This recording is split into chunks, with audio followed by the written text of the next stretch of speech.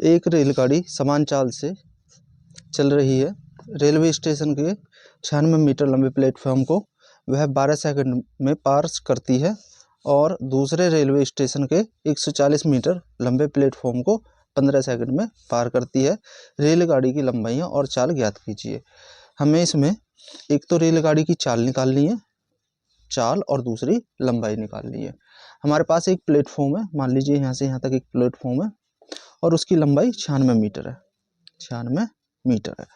और इस रेलगाड़ी जब इसे पार करेगी, यहाँ मान लीजिए यहाँ से स्टार्ट हुई रेल, ये रेल होगी यहाँ से यहाँ तक, ठीक है, ये वाली रेल हो गई, ये यहाँ से स्टार्ट हुई और यहाँ तक पार उसने किया, तो पार होने पर कहाँ तक जाएगी रेल, यहाँ से यहाँ आगे बढ़ेगी, इतनी आगे निकल जाएगी। यहाँ से स्टार्ट हुई, यहाँ से स्टार्ट हुई, पहले इंजन यहाँ से चालू हुआ और इंजन तब तक इसे पूरा पार नहीं करेगा, बाहर जब तक पूरा पार नहीं होगी ट्रेन, तब तक ये प्लेटफॉर्म पूरा पार नहीं होगा, ट्रेन पूरी निकलेगी प्लेटफॉर्म को पार करके। तो इस दूरी में, तो जो दूरी तय करेगी रेल, वो प्लेटफॉर्म प्लस अपनी लंबाई, इसकी जो भी लंबाई होगी ट्रेन की, तो इसकी लंबाई हम मान लेंगे x मीटर है। तो इतनी दूरी रेल 96 मीटर प्लेटफॉर्म को पार करने में तय करेगी। अपनी दूरी और प्लस प्लेटफॉर्म की दूरी दोनों तय करेगी। अपनी दूरी यहाँ से कर लेगी, आगे जब निकलेगी तो अपनी दूरी भी पूरी बाहर, यहाँ से स्टार्ट, यहाँ से चली ऐसे ऐसे ऐसे और आगे पूरा अपनी दूरी के बराबर भी आगे निकलेगी वो। तो हमें इसमें पहले दो इक्वेशन बनानी होंगी। एक प्लेटफॉर्म को पार करने में उसे 12 सेकंड लग रहे थे और दूसरे प्लेटफॉर्म को पार करने में 15 सेकंड। और हमें रेलगाड़ी जो चल रही है समान चाल से चल रही है। पहले प्लेटफॉर्म पे भी वही चाल थी, मान लीजिए v चाल थी, चाल क्या थी इसकी v, और दूसरा प्लेटफॉर्म है उसमें भी v चाल है। पहले एक इक्वेशन सॉल्व कर लेते हैं। तो माना रेलगाड़ी की चाल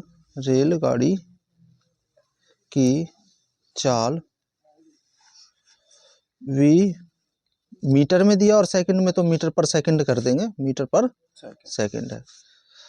और रेलगाड़ी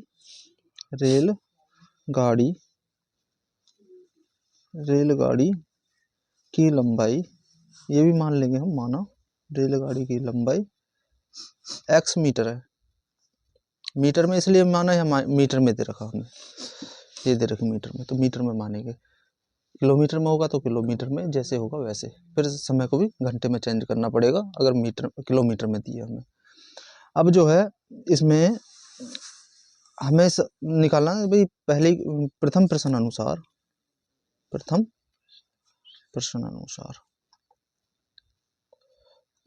अनुसार में वो जैसे कह रहा वैसे काम करेंगे। समान चाल से चल रही है, चाल तो हो गई v, चाल कितनी हो गई v मीटर पर सेकंड।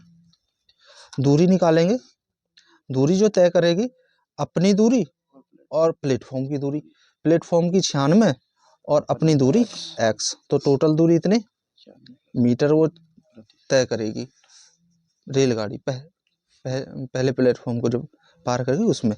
और समय उसने दे दिया हमें, समय देखिए यहाँ कितना लग रहा था, 12 सेकंड। तो हमारा होता चाल बराबर दूरी बटे समय, ये फॉर्मूला होता। यहाँ पर समय दिया तो समय की वैल्यू निकालेंगे, समय यहाँ पहुँच जाएगा, चाल बटे में आ जाएगी, तो समय बराबर दूरी बटे चाल, ये फॉर्मूला आ गया। समय कितना दिया 12 सेकंड, दूरी कितनी है ये है देखो 96 प्लस x और बटे में चाल है v, समान चाल से चल रही v मान ली हमने, और बराबर में 12 सेकंड का टाइम लग रहा है उसे। क्रॉस मल्टीप्लाई कर देंगे, यहाँ से इक्वेशन आ जाएगी 96 प्लस x बराबर में 12 प्लस 12 गुणा v, 12v आ गया।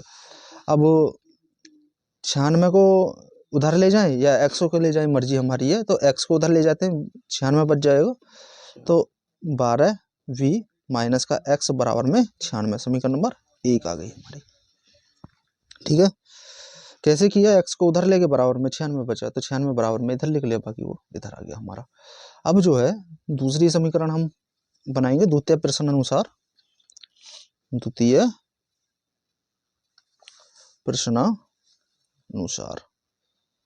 द्वितीय प्रश्न अनुसार में देखिए उसको चाल क्या थी, रेलगाड़ी की समान चाल से चल रही है तो v होगी चाल v मीटर प्रति सेकंड। और उसने दूरी जो दी है, दूरी देखो प्लेटफॉर्म को 140 मीटर का लंबा तो प्लेटफॉर्म लंबा है, 140 मीटर लंबा प्लेटफॉर्म है। ये मान लीजिए प्लेटफॉर्म हो गया हमारा, यहाँ से यहाँ तक 140, और इसको पार करना तो रेलगाड़ी अपनी दूरी के बराबर भी तय करेगी। ये रेलगाड़ी होगी तो इसकी हमने दूरी मान ली थी x, मानी थी ना, अभी मानी थी हमने x। तो कुल दूरी जो तय होगी 140 प्लस x अपनी दूरी के बराबर भी तय करेगी ना। तो और समय दिया उसने, अब यहाँ समय देख लीजिए 15 सेकंड लग रहे, 15 सेकंड। तो यहाँ समय बराबर होता देखो दूरी बटे चाल, समय बराबर दूरी बटे चाल। तो यहाँ से समय निकाल देंगे भाई। दूरी है हमारे पास कितनी है, यहाँ देखो 140, और चाल कितनी है बटे में v, और कितना है हमारे समय कितना दिया उसने 15, 140 प्लस x, और ये प्लस में x भी है, और बराबर में 15 सेकंड उसे लग रहे हैं। ये पूरी दूरी आएगी 140 प्लस x। क्रॉस मल्टीप्लाई कर देंगे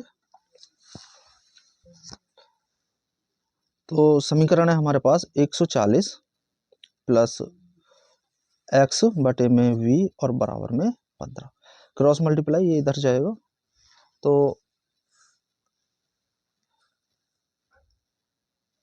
ये हो जाएगा 140 प्लस x और बराबर में 15v।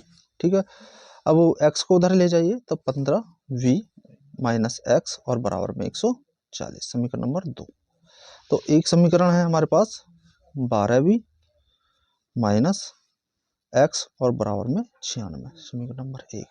दोनों को घटाने पर x की वैल्यू बराबर है, घटाने पर साइन चेंज होंगे, माइनस, ये दोनों कट गए, 15 में से 12 कम कर दो 3 बचेगा, 3v बराबर में, इसमें से कम करेंगे 10 में से 6 जाएंगे 4, यहाँ बचा 13, 13 में से 9 गए 44, तो v बराबर आ गया 44 बटे 3। ये हमारा v थी चाल, किलो, ये चाल थी हमारी मीटर पर सेकंड। ये वैल्यू किसी भी समीकरण में रख दें, 1 में या 2 में, हमारी जो है x की वैल्यू आ जाएगी।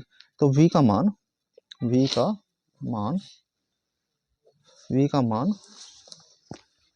समीकरण नंबर 1 में रखने पर समीकरण नंबर 1 है हमारे पास 12b माइनस x और बराबर में 96। v की जगह ये रख दें हम 12, v की वैल्यू है हमारी 44 बटे 3, तो गुणा 44 बटे 3 और माइनस का x और बराबर में 96।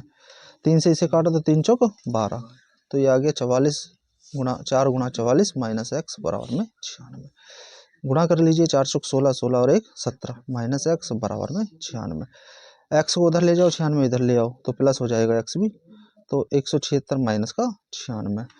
x हम इसमें से घटाएंगे 0 बचा और यहाँ बचा 8, 80, तो 80 हमारी हो गई। ये x दूरी थी मीटर में, तो ये हमने x जो माना था रेलगाड़ी की लंबाई मानी थी, ये रेलगाड़ी की लंबाई आ गई, रेलगाड़ी की